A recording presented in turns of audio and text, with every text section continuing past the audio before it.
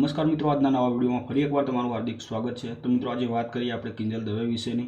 તો મિત્રો હમણાં કિંજલ દવેના સોશિયલ મીડિયાની અંદર ખૂબ જ ઝડપથી વિડીયો વાયરલ થયા છે।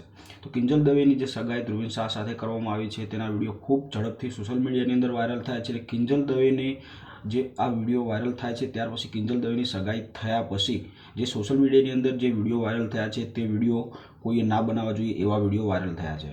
તો હમણાં જે એક વિડીયો સામે આવ્યો છે કે જિગ્નેશ કવિરાજ અને કિંજલ દવેની સગાઈમાં ઝઘડો થયો હતો।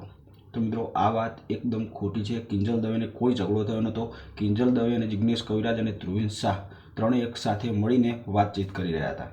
તો બીજી વાત એક એવી છે કે કિંજલ દવે અને જે પવન જોશીની સગાઈ અગાઉ થયેલી હતી અને તે સગાઈ તૂટી ગઈ, તો એના એક વિડીયો ફરી એકવાર વાયરલ થઈ રહ્યા છે કે કિંજલ દવે, પવન જોશી અને ધ્રુવીન શાહ વચ્ચે થઈ તકરાર।